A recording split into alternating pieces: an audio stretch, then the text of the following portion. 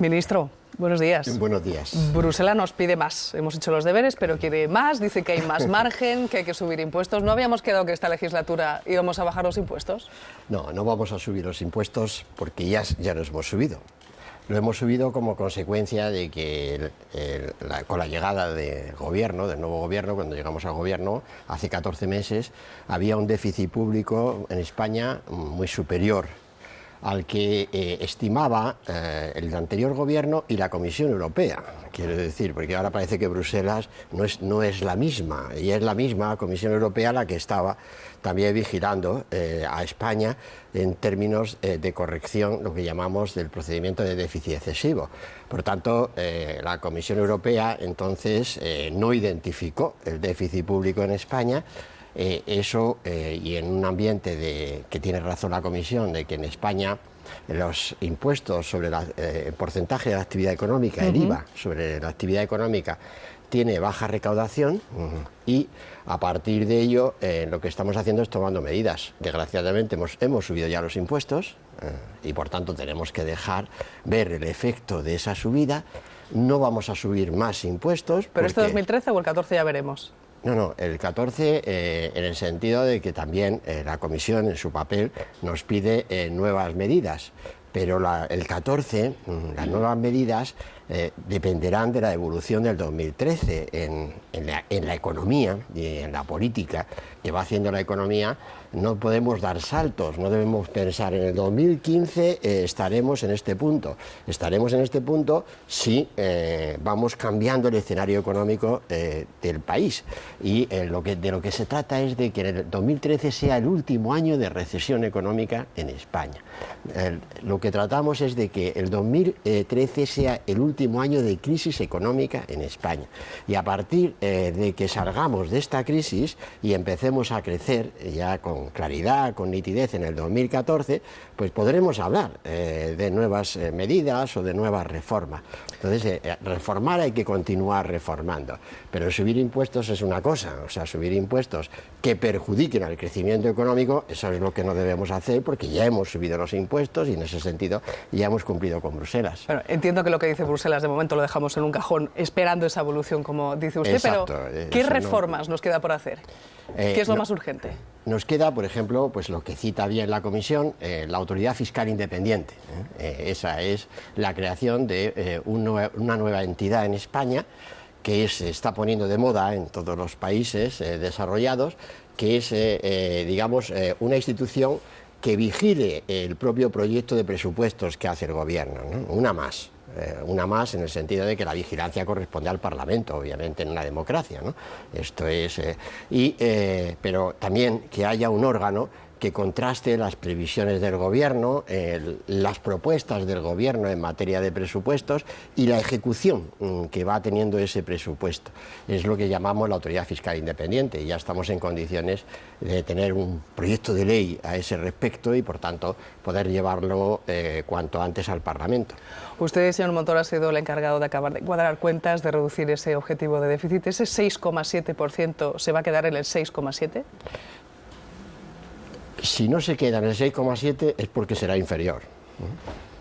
Todavía lo que no está cerrado definitivamente es el capítulo del déficit de las corporaciones locales, que no va a ser superior al que hemos anunciado, porque es la intervención general del Estado.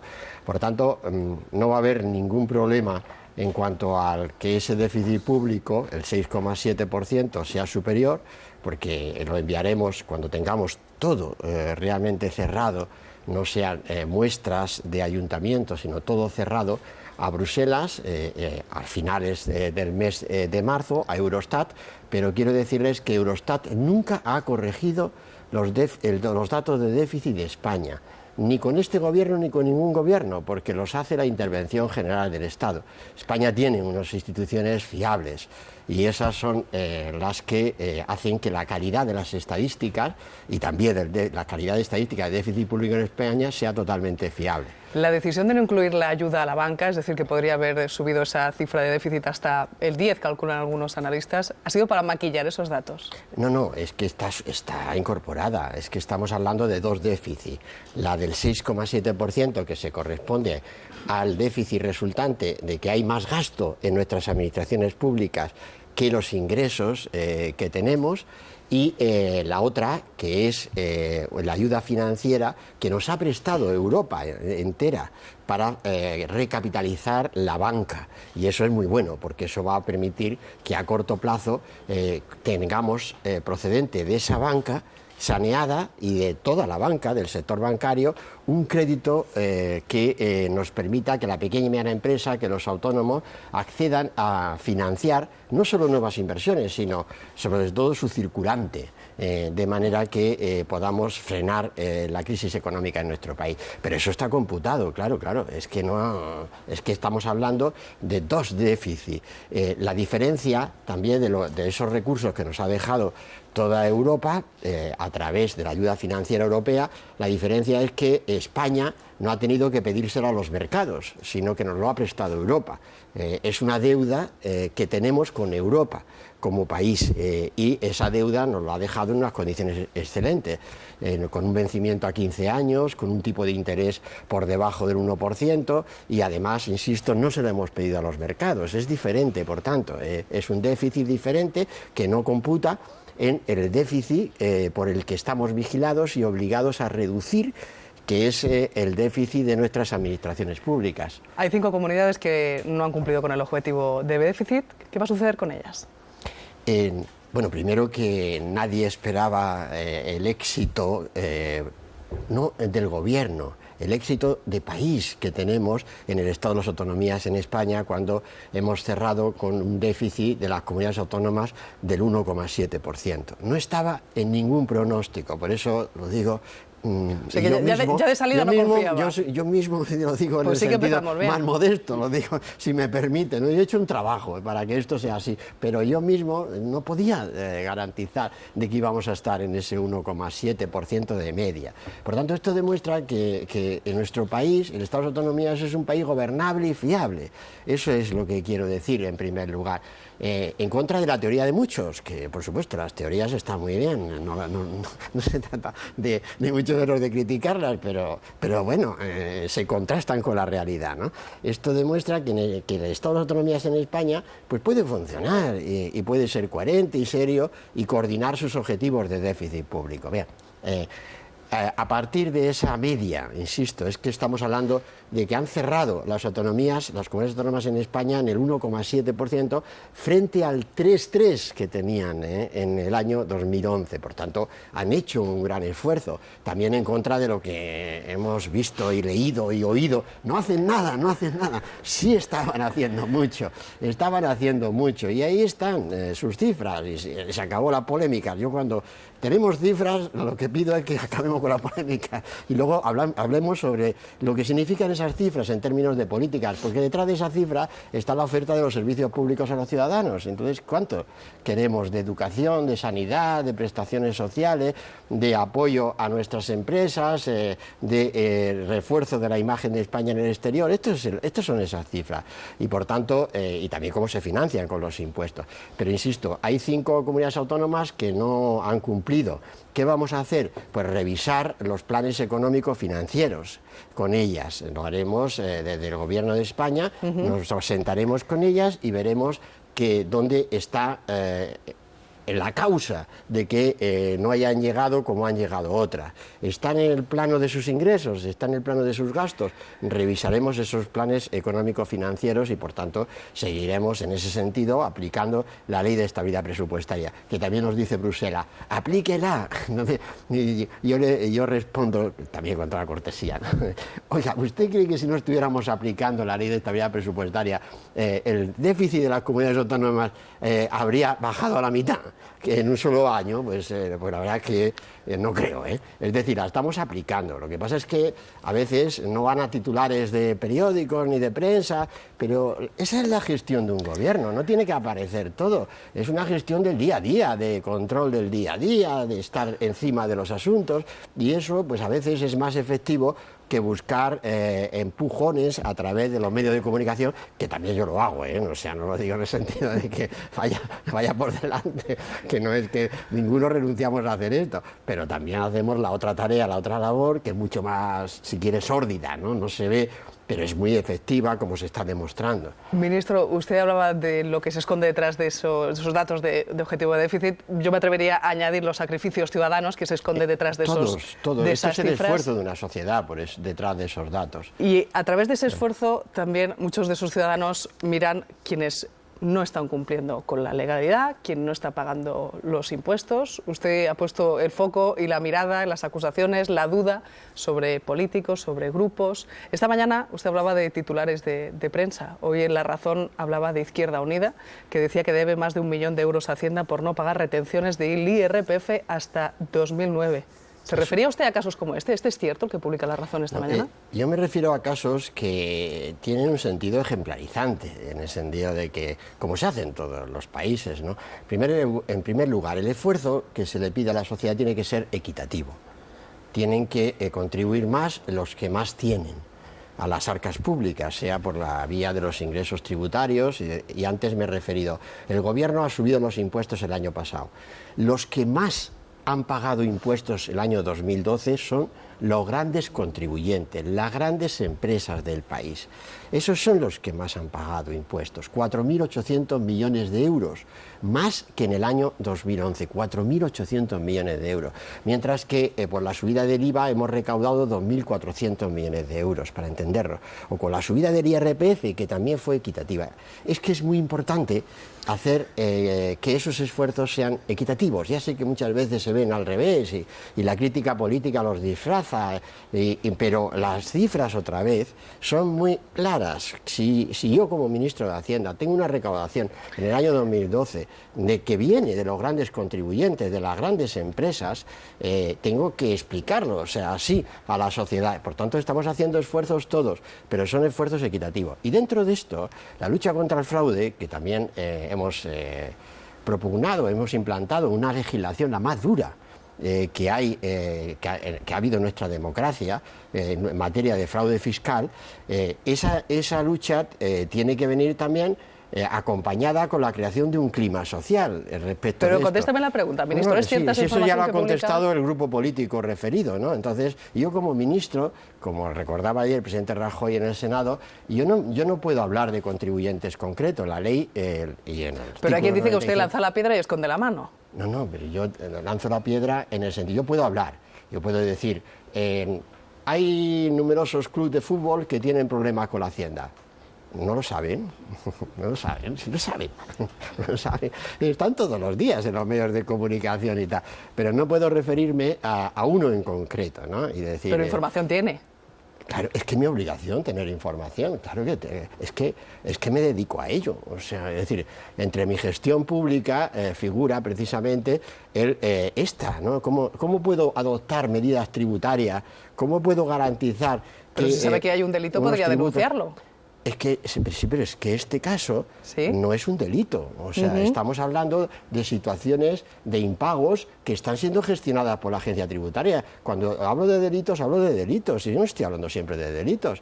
Estoy hablando de situaciones personales.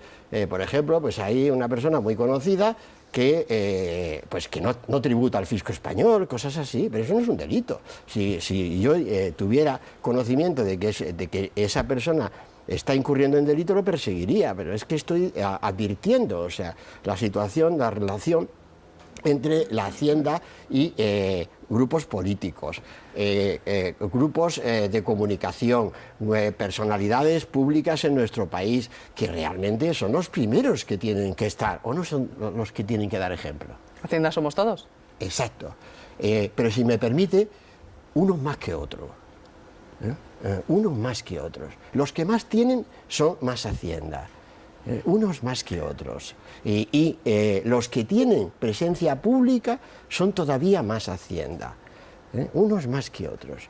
En el sentido somos todos, sí, pero no todos por la misma proporción, porque no se puede estar todo el día sentando cátedra pública sobre la justicia social, la equidad y tal, y luego no pagar Hacienda. Esto es algo que yo me siento pues obligado a advertir a la sociedad, ¿no? O no lo entienden que es normal, que yo que sí que tengo ese conocimiento. Y dice, usted tiene que perseguir el delito, pero que eso lo hace la agencia tributaria, y la agencia tributaria está colaborando en la persecución de ese delito, como informan los medios de comunicación. Usted lee hoy y está en todos lo que son los centros de esos presuntos delitos relacionados con la Hacienda en los procedimientos judiciales. Y eso ya lo hace la agencia tributaria. Los cambios que anunció ayer el presidente Rajoy, que están estudiando para presentar esa lista de defraudadores, ¿para cuándo puede estar listo?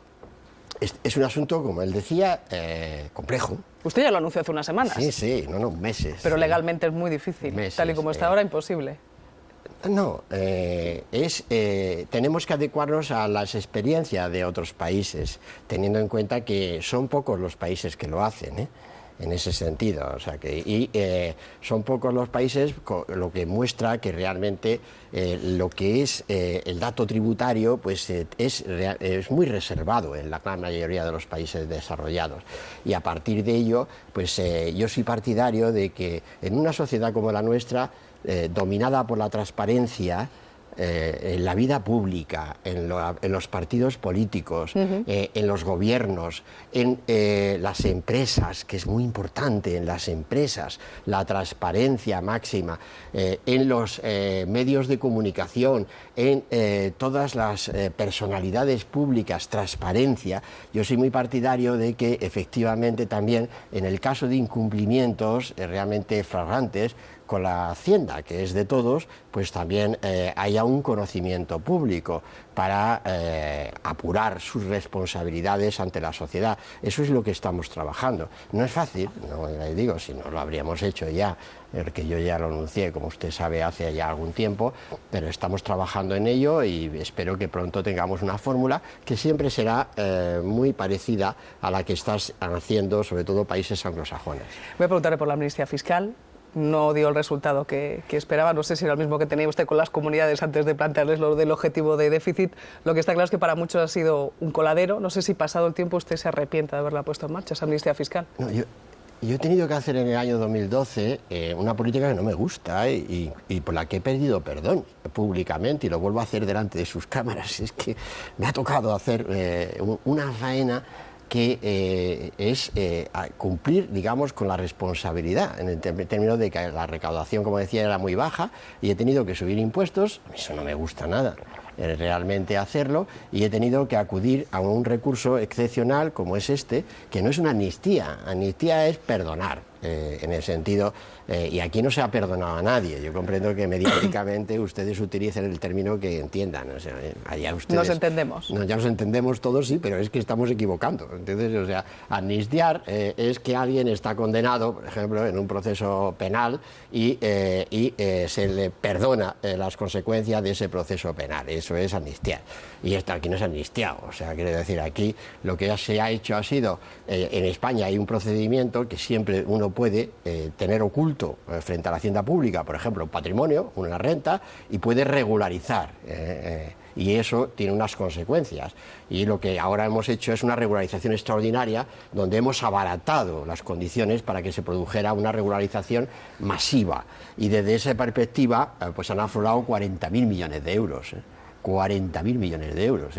La cifra, en fin, 4 puntos del Producto Interior Bruto, cuando los estudios nos dicen que en España la economía sumergida es de un 25%. Bueno, pues solo en unos meses han aflorado 4 puntos de esa economía que no conocíamos, y por tanto pues no es algo que me guste hacer, ni mucho menos, pero ha sido un fruto de unas situaciones extraordinarias como la del año 2012, pero han dejado algo bueno, que es que hay mucha más base imponible para el presente y para el futuro, ¿no? De esos contribuyentes que han aflorado van a pagar impuestos en el futuro, y por tanto pues eso va a ser bueno para todos. Cuando se hablaba de la amnistía se estuvo preguntando a la gente quién se había acogido, entre ellos estaba el extesorero del Partido Popular. ¿Por qué a los dirigentes del PP les cuesta tanto pronunciar el nombre de Luis Bárcenas? Si no recuerdo mal, creo que el único que he escuchado ha sido al señor Feijóo. Si lo dice usted ahora sería el segundo, pero... Pues está usted mal informada, ¿eh? ¿Ah, sí? Porque, vamos, yo lo he hablado en sede parlamentaria. Es decir, vamos, basta. ¿Nombrando al señor Bárcenas? Pero vamos, por supuesto, y nombrando el informe de la agencia tributaria, de los servicios jurídicos de la ¿Con agencia nombre y tributaria. apellidos? Pero claro, es que yo solo recuerdo al señor Feijóo, por eso decía, pero por eso es bueno traer este tipo de entrevistas, claro, ¿no? Que sí. Para informar a los informadores, porque es que, es decir, claro, yo en eso no cejo. Pero vamos a ver, cuando en este caso su abogado dijo, se ha acogido a la regulación fiscal. El Ministerio, es decir, yo mismo como máximo responsable, hice un comunicado y dije, no se ha acogido a la regulación fiscal. ¿Quién? El Ministerio de Hacienda y decía Pública, ¿quién no y yo se había mismo, acogido? claro, como responsable de ese comunicado. El señor Bárcenas no se ha acogido a la regulación fiscal. Y a continuación precisa el abogado, no lo ha hecho como persona física, que es a lo que me refería, no se ha acogido como persona física, lo ha hecho a través de una sociedad. Y cuando hemos conocido el procedimiento, como lo ha hecho, a través de una sociedad donde no figura como socio, pues no yo, sino la agencia tributaria ha trasladado a la Audiencia Nacional que esa regularización no es válida. Con nombres y apellidos, o sea, no como que no hemos hablado del señor Bárcenas, pero yo no sé, pero hablo todos los días, o sea, que nombre, le aseguro que el problema de la economía española, de la crisis, no es este. Sí, esto es lamentable que se produzca, esto es lamentable que ocurra en el seno de los partidos políticos, pero el país tiene una crisis y eso no debe distraer la acción del gobierno en materia alguna, pero está trasladado a la Audiencia Nacional. La regularización del señor Bárcenas no es válida. Entonces, o sea, yo ya no sé cómo decirlo más tal. No lo he dicho yo, lo dicen los servicios jurídicos de la agencia tributaria y lo dice la Abogacía del Estado. La Abogacía General del Estado ha trasladado esto a la Audiencia Nacional. Por eso decía que ¿cómo que no hablamos? Y hablan sobre él sin nombrar su nombre. Me refería simplemente a eso. No ha sonado el nombre del señor Luis Bárcenas. Pero ¿cómo? Y el resto, y el grueso de los imputados de Gürtel, el grueso de los imputados se acogió a las regularizaciones ordinarias en los años anteriores con la administración tributaria gestionada por el gobierno socialista, cosa que no se sabía tampoco, pero yo tampoco lo sabía, pero he informado a la opinión pública sobre algo cuando la Audiencia Nacional nos pidió esa información. El grueso de esos nombres lo hizo acogiéndose, insisto, a los procedimientos que ya he explicado antes que existen en España, regularización ordinaria. No a la extraordinaria. Y lo hicieron durante los años 2009 y 2011. Pero sí es que hay que ser claro, o sea, yo insisto en que con nombres y apellidos, por supuesto, pero es que es más, cualquier persona que se haya acogido a la regularización extraordinaria y esté sometida a un proceso judicial o de control administrativo, no le es válida, no le limpia esa regularización, no evita el procedimiento y por tanto pues, eso es así para cualquiera que esté en ello. Y esa es la norma que implantamos y que implantó por supuesto el Congreso y el Senado de España, las Cortes Generales de España. Tenemos más preguntas para el ministro. ¿Estabas de acuerdo conmigo, Manuel?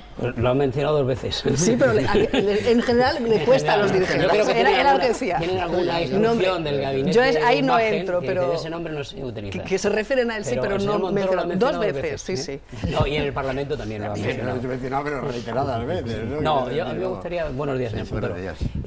Cuando ustedes aprobaron la reforma laboral, nos llevamos las sorpresas de quienes más criticaban al gobierno, después nos lo encontramos que se habían servido de esa ley para indemnizar con 20 días a los trabajadores que despedían, partidos políticos, sindicatos y empresas de comunicación.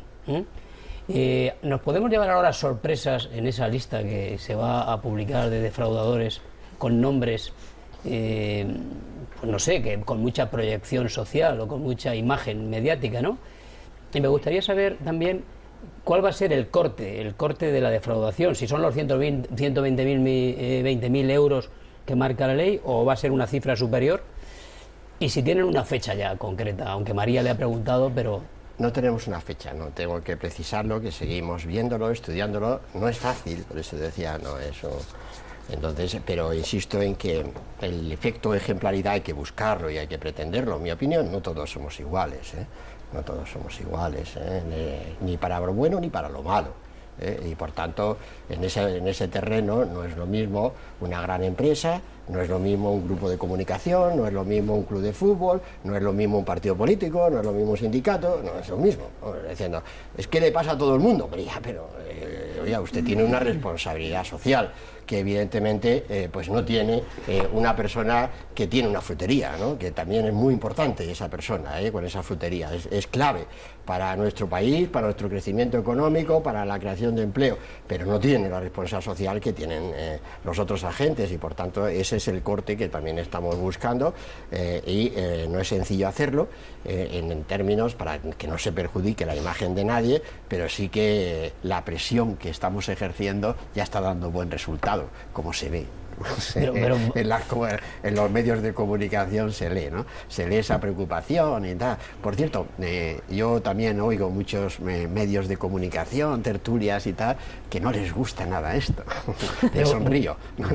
Y tienen razón para que no les guste, ¿no?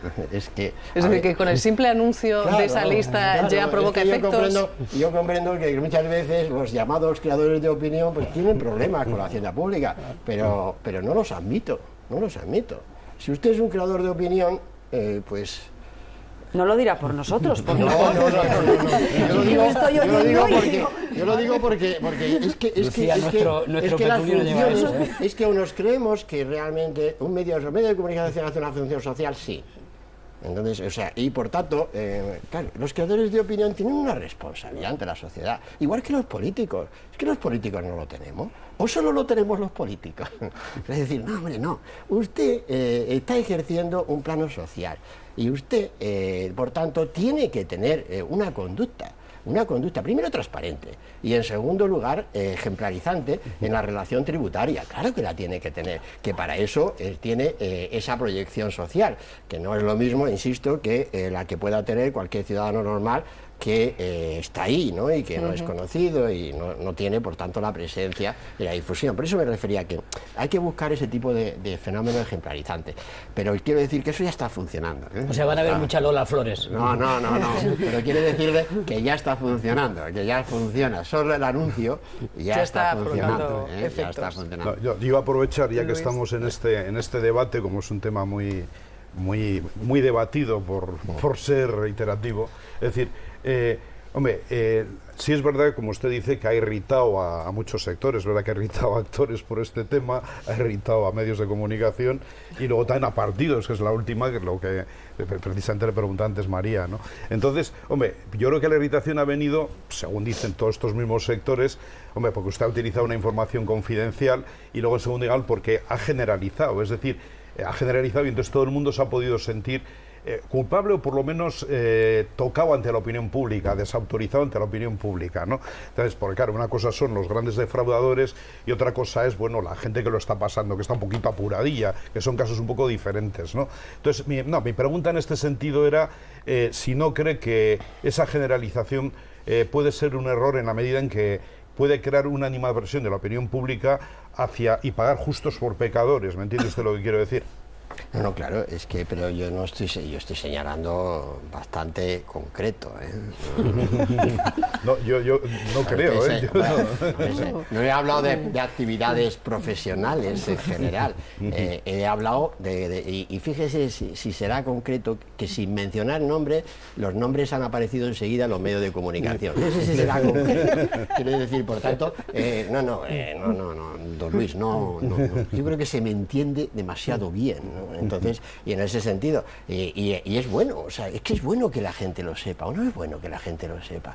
Es que no entiendo bien esto de que es prudente que la gente sepa los que nos dedicamos a la política, lo tenemos todo publicado, y además yo soy absolutamente partidario de esto. Y los que están en el otro lado, no, eso está bien, es una buena diferencia. Entonces, y además hablan todos los días de política. Y entonces, oiga, pero si yo no le estoy discutiendo que usted hable de política, si eso es lo más normal, si eso es bueno, que en el país todos hablemos de política, pero asumiendo nuestras responsabilidades como ciudadanos, Lucía, ¿cómo y como contribuyentes, ¿no? Es decir, entonces, en ese sentido, creo que ya bien, sé salvo que es una situación relativamente incómoda, pero permítame que le diga una cosa en relación con... Ya está funcionando en el sentido. Estamos saliendo de la crisis. No se ve todavía por la gran mayoría de la población, pero estamos saliendo por la balanza de pagos.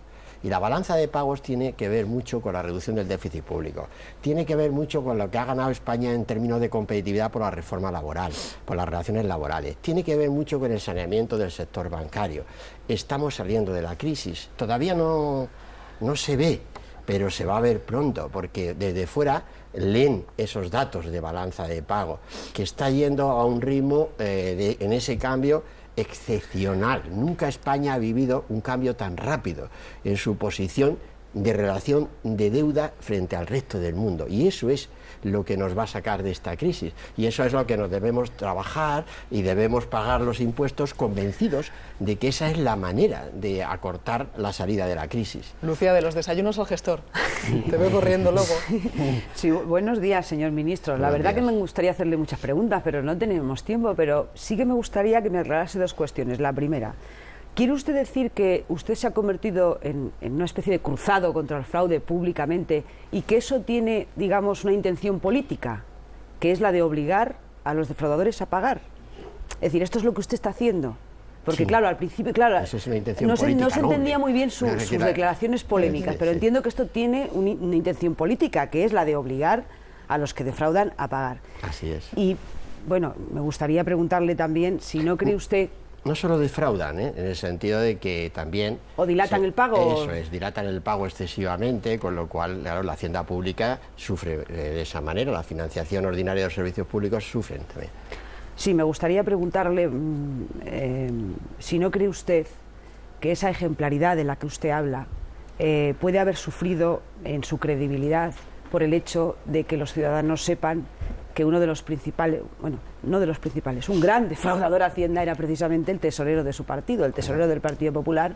Si no cree usted que los ciudadanos, digamos, que pueden considerar poco creíble esa ejemplaridad de la que usted habla, teniendo en cuenta que ustedes han tenido durante 19 años a un señor que es uno de los defraudadores, que ya se sabe, que no hace falta información confidencial. Lo ha declarado él, ¿no? Está sí, por eso lo digo. Sí, claro. Cuando está haciendo todos estos procedimientos, pero me refiero que creo que es lamentable, o sea, pero muy lamentable que eso ocurra en una formación política tan importante y tan comprometida con España como es el Partido Popular. Claro que sí, y tenemos que decirlo y reconocerlo así. Es que es muy lamentable, pero eso no quiere decir que ni todos sus miembros del Partido Popular ni todos sus simpatizantes tengan que ver con esto. Ni la política genera este tipo de situaciones, sí, y la empresa también, y la empresa y en otros ámbitos también, pero no se puede generalizar de esa manera respecto de la política. La política tiene alma, la política tiene ilusión, tiene confianza, y eso es lo que no se puede perder por un caso lamentable, claro que es lamentable, y claro que para mí supone pues una gran contradicción, que personal, si quiero, y yo lo quiero decir así, reconocer así, claro que supone una gran contradicción, porque yo soy militante del Partido Popular y he estado ahí en esa cúpula del Partido Popular, pero por eso digo también, con toda claridad, no todos son iguales. No digo todos somos iguales, ya, no todos somos iguales. En el Partido Popular se está por ideas, se está por principios, y hay gente que ha dado su vida por esas ideas y por esos principios. Y ese es el Partido Popular al que nos referimos algunos y con el que trabajamos algunos y por los que seguimos algunos activos en política, francamente, ¿no? Por lo otro, pues la verdad es que es lamentable que se produce porque la condición humana es así, y donde se produzca hay que perseguirlo. Y por tanto eso no es óbice para que, si lo tienes en casa el problema, acometas también en casa la solución de ese problema. Como decía Lucía, tendríamos muchísimas preguntas más que hacerle al ministro Cristóbal Montoro, pero encantado, el tiempo es el que tenemos. Muchísimas gracias, ministro, gracias a ustedes por sus explicaciones aquí en los desayunos esta mañana.